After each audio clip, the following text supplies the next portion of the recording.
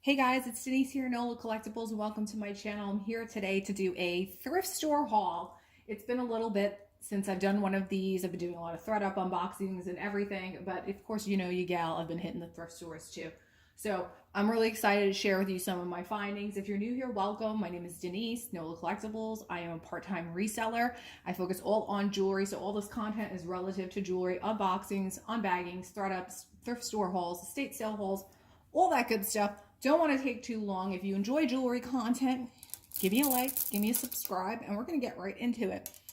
So the first piece that I wanted to share with you is this necklace right here, and this is likely a Chinese export necklace made out of porcelain, hand painted, and these tend to come in a lot of different iterations, all different colors, and this one I just thought was so beautiful in the white porcelain with the blue and the green and the pink hand painted flowers on there and the touch of gold.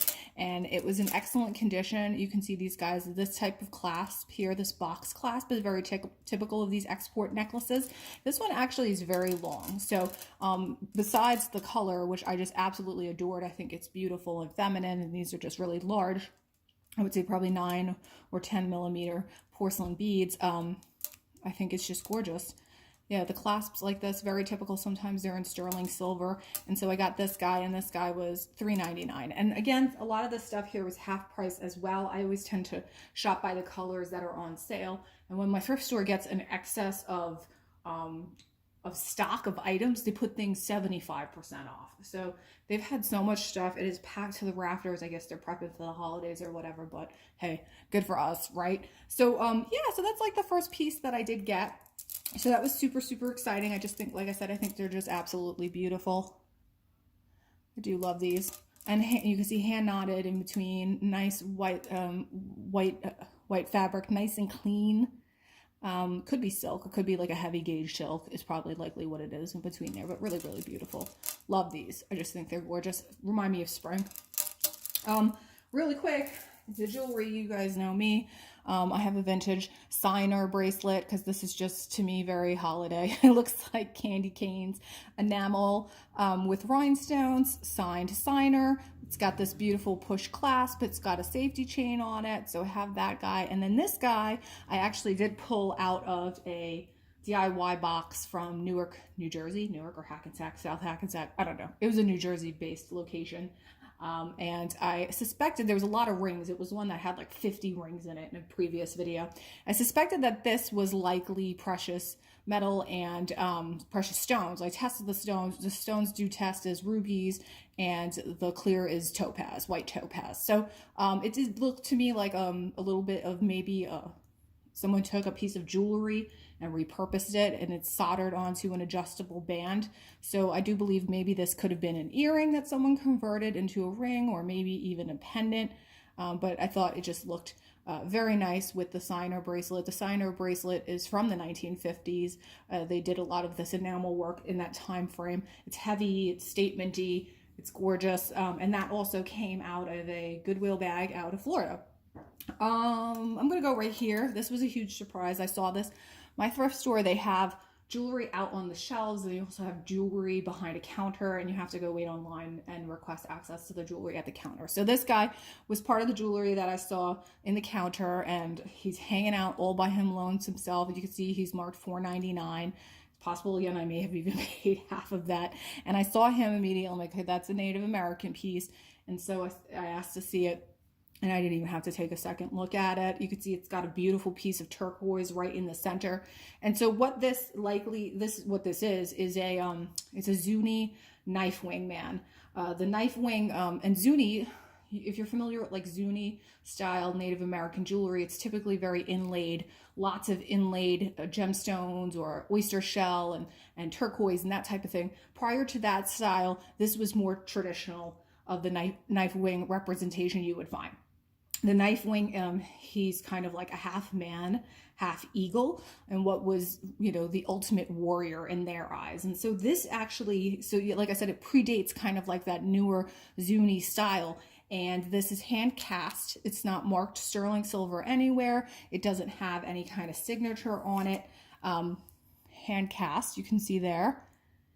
And these guys do typically sell for quite a bit of money because they are an older style. So Really, and I'm talking, I've seen these going from like $450, $500 all the way up to even like, you know, $1,500 to $1,800. And the signed ones going for even more than that, $2,400 or so. So I was really thrilled to see this, and he was all by his lonesome, and he was waiting for somebody to come and get him, clearly, and that someone was me. So yeah, really happy about that piece. And like that turquoise is very lovely. It's got some, you know, kind of brownish veining throughout. Really nice. So I got that guy. Of course I did. Was not going to say no to that. I'm gonna stay like within that kind of tradition. I saw these little guys right here, and these are just hematite sterling silver earrings, and I just thought these are very cute. Again, Native American style. I'm going to take one out for you so you can see what we're looking at here. Really cute. It's almost got that, you know, petite kind of sawtooth bezel to it. I thought they were very pretty. And these are signed. They are signed. Hold on a second. Let me check real quick, and I will tell you. These are signed W and M, which is Wheeler Manufacturing Company. And so not something that's like so super rare. It actually was a wholesale jewelry maker that specialized in Southwest style jewelry, and it was founded in 1946, was from South Dakota. So not more about the signature here, because like I said, they were a wholesale manufacturer of jewelry, but more, I just think the style is pretty. I think they're pretty. You know, I love the hematite. I like the sawtooth bezel. I think they're sweet. They're a nice little size, you know, not too big, not too small. And so I thought that those were definitely worth the $3.99. I don't know. It's a size 5. I don't know what I paid for these, but maybe $5.99, maybe half that. I'm not sure. This label's confusing me, but that's what it said. I'm gonna go right here, and so these guys, $3.99, and these are just sterling silver, kind of like lacy filigree dangle earrings here. Very pretty. A lot of countries made this kind of sterling silver filigree style jewelry. China made it, Portugal made it, Spain made it. It really comes from a variety of places, and so these I thought absolutely stunning for $3.99, of course. And so that guy, you can see that one looks like that. Very delicate and feminine, nicely made, nice quality. And so yes, picked up these guys as well. And that's the pair right there. Very nice. I'm wondering if I should keep everything out as we're talking. I don't know if you guys prefer that, if you prefer me to pull it away. You know, sometimes we then have to deal with focus issues. I'm going to put them out, and we'll deal with the focus issues as we continue talking. I'm going to go to this piece of jewelry right here. I saw this, and this is, you know, it looked like a vintage kind of enamel bracelet. Really beautiful. I love the white enameling and these blue and yellow kind of flowers that are depicted on here throughout. And then these guys, this one I definitely know was half price. So it was $3, and it was marked on the inside Lorana. So you can see that there. You might be familiar with this or have come across this brand. Lorana, Italian brand. The designer was Franco Bastianelli di Lorana. Yes, that's a mouthful. But he is the House of Lorana, known for this kind of enameling work. Been around, or I think the company was founded in the 60s. And I think, well, no, I lied. The company was not founded in the 60s. The pieces from the 1960s, which are quite elaborate, sell for quite a bit of money. So he makes a lot of these enamel bracelets and enamel collars, just beautiful like collar necklaces with all of this great detail, gorgeous coloration. Again, just known for really this enamel work on metal. So really beautiful. I thought this was very pretty. I didn't think that this was something that I saw all that often. So yeah, pick this guy up. I just like the way it looks. I don't know. It's giving me like a little bit of Pennsylvania Dutch vibes too. I don't, maybe it's the tulips, something like that. But again, I thought this was just very unique, and I love the color of it. And that's not jewelry I tend to come across all that often here. So I picked that guy up. I'm gonna go again to something else that I don't see very often, or actually was a new to me type of brand. And this is called Metal Pointus Paris. Metal Pointus Paris. And so it has a tag right there. Metal Pointus Paris. I saw this. I kind of just like the look of it. It's got this almost definitely brutalist or modernist kind of sensibility to it. And these kind of look like, I don't know, like pomegranate seeds or something. It's got that almost like organic, but also brutalist kind of element to it. I don't know. I just thought it was cool. Again, I'm fairly certain I paid half of this. This was actually one of the pieces I found on the shelf. And it looked like sterling silver to me too. So I was like, this is cool. It's got the tag on it. It says it's from Paris. Let me pick it up. So picked it up, did a little bit of research. And so it is a brand that is founded in Paris. It is still in business. It's not that old. It opened in 1991, but they are still in business. And that's exactly what they specialize in, this kind of like brutalist, modernist style jewelry inspired by organic things found in nature. And so they actually do still sell this style, and it's called the pépite. So like seeds, the pépite bracelet, and it's currently on sale for €90 or probably like $110 or so. So again, just interesting, kind of cool bracelet. No idea why it was in my thrift store, but I'm excited that it was. And so yeah, I picked it up, and I was happy about that. So I will put our Pointus bracelet over here, our metal Pointus bracelet from Paris over there. I'm moving right along. I'm gonna go here. I saw this also on the shelf, and this is just like a sterling silver rosary bracelet. And so double row of the chain on either side, and then it has the beautiful beads with the filigree end caps here. Very pretty, very feminine, and the cross here at the end. And so this one, it says AFCO. AFCO was a brand that did make rosaries, and you can find quite a bit of vintage and antique rosaries made by that brand. Everything from very generic ones that were just like crystal faceted to these that were like way more elaborate with the sterling silver and the filigree and the end caps and that. So I love this. I do love religious jewelry. I love antique and vintage rosaries. I've bought and sold quite a good bit of them. And so this, to me, I love this because this is wearable. This is a wearable piece almost. It's almost like a hand rosary, the smaller rosaries that they sell that you can put, carry in your hand. But this is something wearable. So if you like that sensibility of religious and spiritual jewelry, antique and vintage, this to me is the perfect piece because it encompasses all of those things in a bracelet that you can wear. And so it just has like a slightly oversized spring ring clasp here, and I love it. So yeah, I think this was definitely on the shelf, and I think this definitely was $3. So pick that guy up for sure. And I just think it's gorgeous. There's a lot of filigree jewelry here today. I'm gonna go right over here. And so this was a little bit of like a left fielder for me. I saw this brooch. This was, I think, in the case, and picked it up, and it is marked Michael Golan. Michael Golan, New York-based designer, Israeli, makes this type of jewelry all by hand. It's either sterling or gold-plated type of jewelry, and very kind of similar to this, like this mixed metal kind of, style here. I think it was founded in the 80s. It started in the 80s.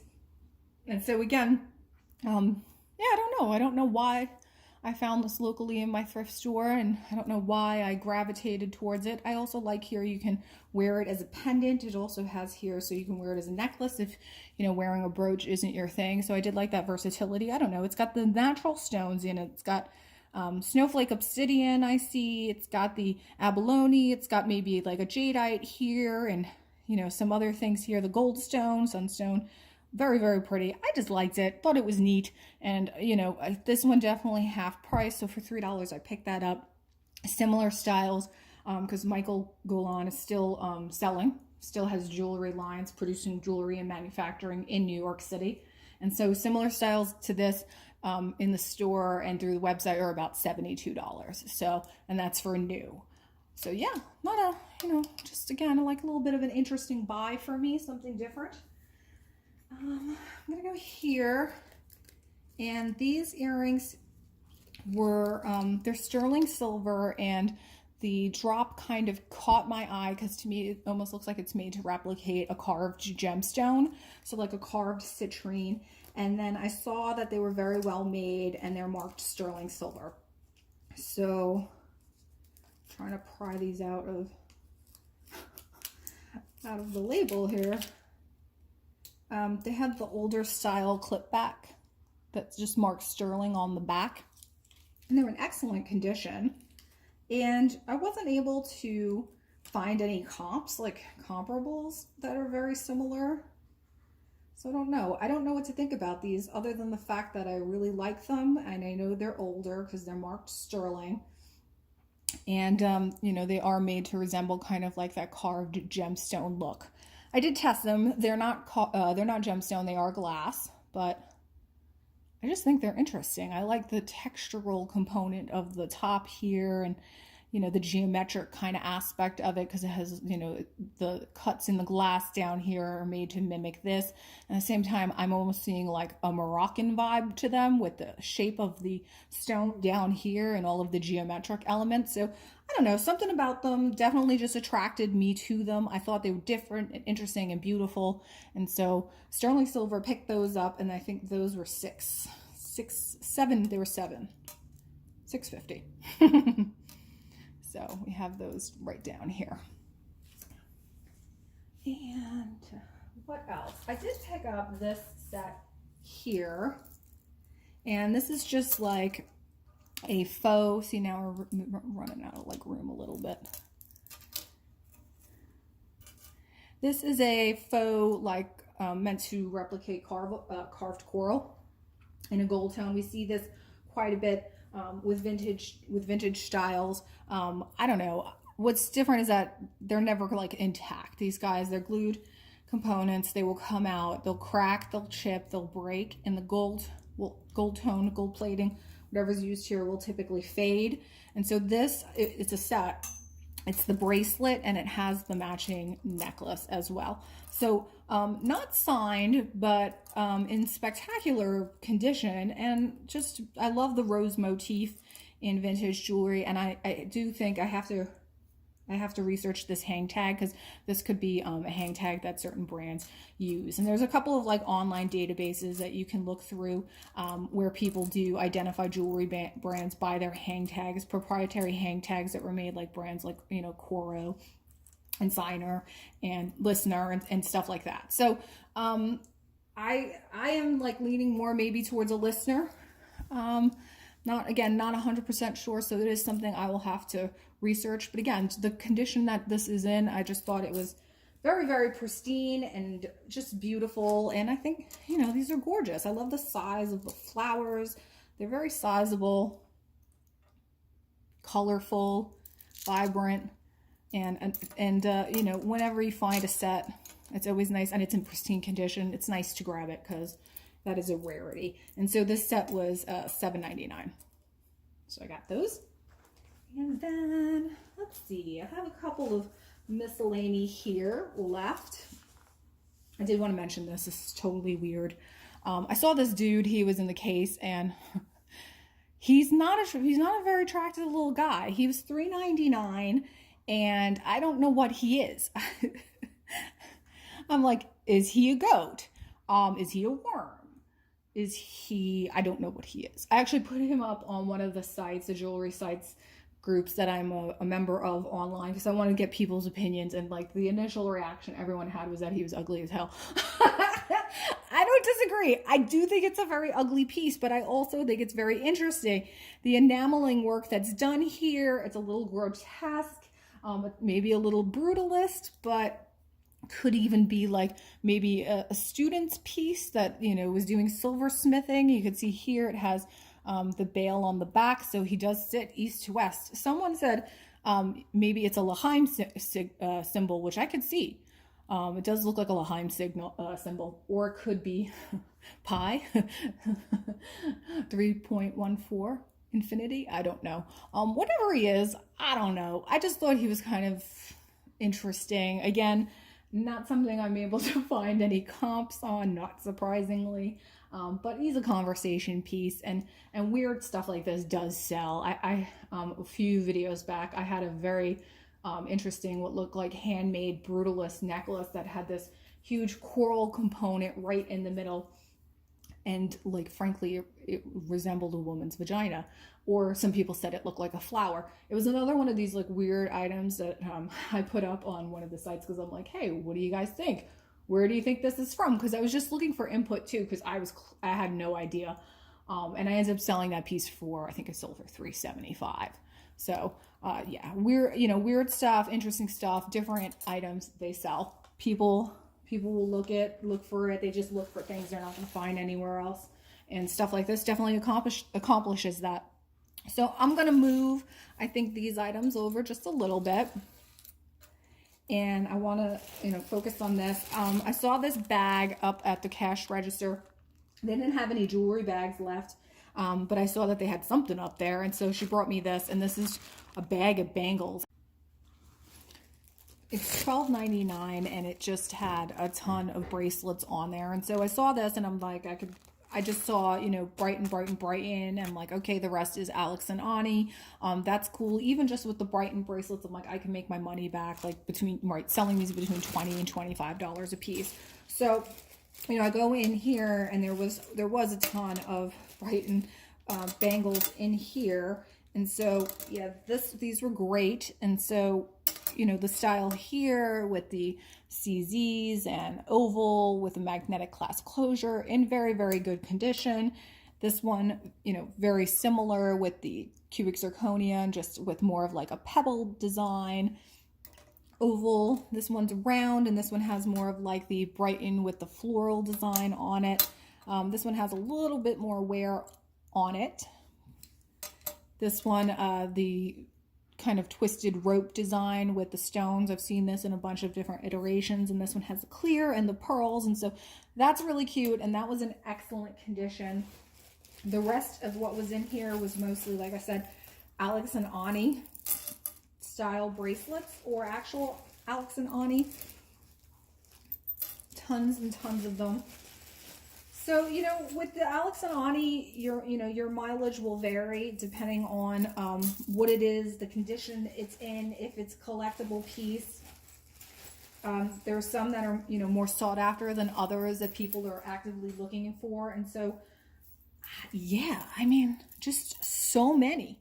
And all of these are actually in very good condition. Like, this is definitely someone's collection that they just donated, because there's a sorority one there. There's a fleur-de-lis, of course, because if you're from New Orleans, you have to have your fleur-de-lis. This one is not a genuine Alex and Ani. This is like a style. There's some random stretchy. There's some of these, the beaded Alex and Ani ones, which I always like these because I think they're just cute. You throw in between your stack, or you could just wear these on their own. So tons and tons. Penn State. The college ones, the collegiate ones tend to do well for me. The sorority ones tend to do well for me too. This one, like little nautical. So yeah, tons of Alex and Ani. But here's the best part, folks. I bought this bag and I'm like, okay, I can make my money back and then some. Hiding in the bottom of this bag was a little necklace. And so I'm like, what is this? Because it was like teeny tiny, all crunched up like this in the bottom corner of the necklace of the bag. And I'm like, what is this? What do I have right here? And so I was so excited to see this, because this is a sterling silver antique art deco paste rhinestone necklace. So this is really old. This is very delicate. These are the types of things that do not survive because they are so delicate. Open back, just really, like I said, really beautiful. Mark sterling, and has that really nice centerpiece in the middle. And so when you think about, rhinestones, and you get into Art Deco time, and things seem to change a little bit, you'll find ones that are made out of rock crystal. And the paste ones, they're typically like hand cut glass, and they're made to resemble diamonds. So it is not unusual for you to find these necklaces and and these stones are made to cut and resemble diamonds. So they have that, you know, that larger table cut. I'll call them. The table cut is the flat surface on the stone itself, and even times you will see they'll put a black dot on the back because these are open back.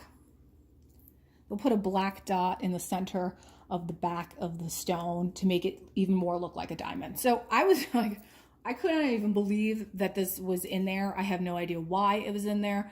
I don't care. I was so excited. It was just a really lovely surprise. And these do, like I said, they are so delicate, and they're more sought after because they were hand cut, and they're beautiful, and they're old. So they're just old and rare because they are so delicate and fine. And so something like this does sell for kind of like $100, $125 or so. Very small. You can see this is probably like a 16-inch, so it's made to really just sit very closely to your neck and your collar. So yeah, I thought it was super exciting. I was like really, really happy with that, to find that little gemstone kind of gem like hanging out at the bottom of that bag. So that's my haul, you guys. I think I got some really fun things. I really wanted to share it with you. You know, I got, like I said, that whole bag of bracelets with all of the brighten. I've got some beautiful, you know, pristine looking vintage. I've got some interesting items, this Lorana enamel bracelet, things I haven't encountered while thrifting. You know, the Chinese porcelain Chinese export hand painted there. We're not going to put those on top of a rhinestone paste. We'll put that right there. And some, you know, the knife wing, the zuni knife wing guy, just an amazing, amazing piece of jewelry right there. Should put him right here. And yeah, beautiful vintage and antique and even contemporary items that I just, you know, I had a great trip. It was a great trip to the thrift store. I was very happy with all of the things I walked away with. So yeah, you guys, I appreciate you tuning in and letting me share this with you. Let me know your thoughts. What is your favorite piece? If you have any thoughts about any of this, leave a comment below. If you know what this guy is, please share. I would love to know. Or let me know even what you think that guy is. Subscribe if you haven't already, and give me a like if you haven't. I appreciate you, and I'll see you at the next one. Bye.